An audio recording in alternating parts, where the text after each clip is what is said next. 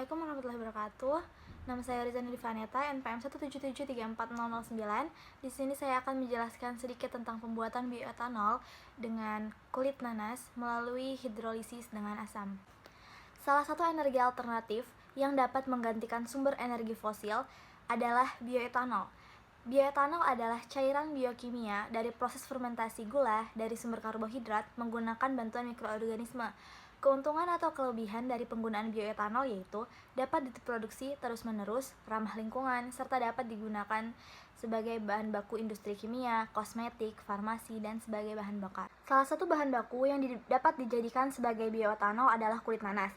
Nah, kulit nanas ini mengandung 43,54% air, 20,87% serat kasar, 17,53% karbohidrat, 4,41% protein, dan 13,65% gula reduksi. Nah, dilihat dari jumlah serat kasar, karbohidrat, dan glukosa yang dikandung kulit nanas yang cukup tinggi, maka kulit nanas memungkinkan untuk dimanfaatkan sebagai bahan baku untuk pembuatan bioetanol. Selain dikonsumsi sebagai buah segar, nanas ini juga banyak digunakan sebagai bahan baku industri, minuman, dan makanan. Dengan semakin meningkatnya produksi nanas, maka limbah yang dihasilkan akan semakin meningkat. Pemanfaatan sampah kulit nanas hanya digunakan sebagai pakan ternak.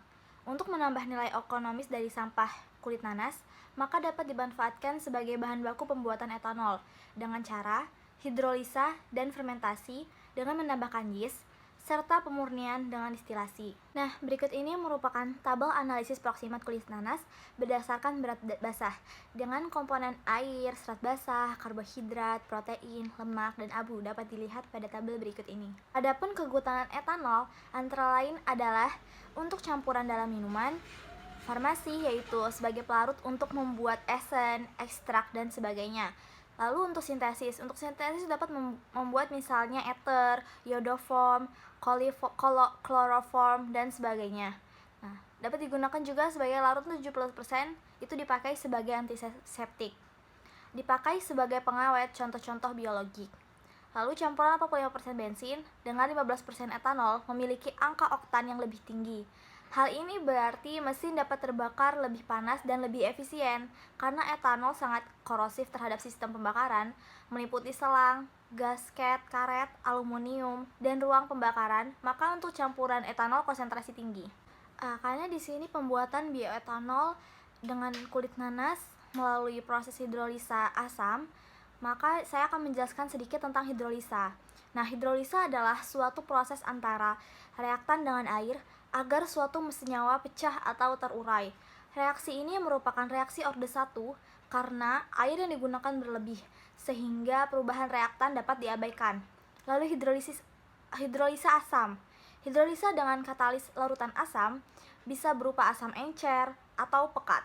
Asam biasanya berfungsi sebagai katalisator dengan mengaktifkan air dari kadar asam yang encer. Proses fermentasi merupakan proses biokimia di mana terjadi perubahan-perubahan reaksi-reaksi kimia dengan pertolongan jasa trenik. Penyebab fermentasi tersebut bersentuhan dengan zat makanan yang sesuai dengan pertumbuhannya. Akibat terjadinya fermentasi, sebagian atau seluruhnya akan berubah menjadi alkohol setelah beberapa waktu lamanya. Fermentasi oleh yeast, misalnya Saccharomyces cerevisiae, dapat menghasilkan etil alkohol atau etanol dan CO2 melalui reaksi sebagai berikut, dapat dilihat pada gambar. Lalu pembuatan starter. Starter adalah inokulasi yeast dari biakan murni. Yeast yang digunakan adalah Saccharomyces cerevisiae. Tujuan dari pembuatan starter adalah memperbanyak jumlah yeast sehingga dihasilkan lebih banyak reaksi biokimianya akan berjalan dengan baik dan melatih ketahanan yeast. Selanjutnya, saya akan menjelaskan sedikit tentang destilasi. Destilasi adalah suatu metode operasi yang digunakan pada proses pemisahan suatu komponen dari campurannya berdasarkan perbedaan titik didih komponen, dengan menggunakan panas sebagai tanda pemisah. Pada proses destilasi, fase uap akan segera terbentuk setelah larutan dipanaskan.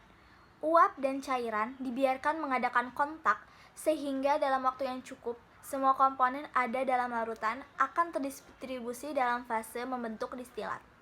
Lalu berlanjut kepada metode penelitian kali ini. Nah, ini merupakan bahan dan alat yang akan digunakan. Bahan yang digunakan dalam penelitian ini yaitu kulit nanas, asam klorida, natrium hidroksida, urea, Saccharomyces cerevisiae, indikator metilen blue, Vehling A, Vehling B, dan Aquades. Lalu alat utama yang digunakan adalah pemanas mantel, labu leher 3, pendingin balik, oven, Erlenmeyer, kompor listrik, dan buret. Nah, lalu ini merupakan cara penelitiannya. Sampah dari kulit nanas dipotong kecil-kecil dan ditambah air, kemudian digiling hingga berbentuk seperti bubur dan dipisahkan airnya. Lalu melakukan uji kadar air dan kadar patinya. Nah, setelah itu, bubur kulit nanas dihidrolisa dengan variasi waktu setiap 45 menit dan konsentrasi HCl 0,1 N, 0,2 N, dan 0,3 N. Lalu dilakukan uji kadar glukosanya hingga diperoleh glukosa yang paling optimal. Larutan hasil hidrolisa kemudian disaring dan difermentasi menggunakan yeast Saccharomyces cerevisiae dengan variasi waktu 24 jam, 48 jam, 72 jam, 96 jam, dan 120 jam. Nah, larutan hasil fermentasi kemudian didistilasi untuk memurnikan etanolnya dari air. Setelah itu, melakukan perhitungan konversi glukosa dan uji kadar etanol. Kesimpulannya, yaitu keuntungan atau kelebihan dari penggunaan bioetanol yaitu dapat diproduksi terus-menerus, ramah lingkungan, serta dapat digunakan sebagai bahan baku industri kimia, kosmetik, farmasi, dan sebagai bahan bakar. Salah satu bahan baku yang dapat dijadikan bioetanol adalah kulit nanas. Karena kulit nanas sendiri mengandung 43,54% air, 20,87% serat kasar, 17,53% karbohidrat, 4,41% protein, dan 13,65% gula reduksi. Ini merupakan daftar pustaka yang saya gunakan. Nah, demikianlah presentasi dari saya, penjelasan sedikit dari saya. Banyak sekali kekurangan, saya mohon maaf. Kepada Allah saya mohon ampun. Saya akhiri, wassalamualaikum warahmatullahi wabarakatuh.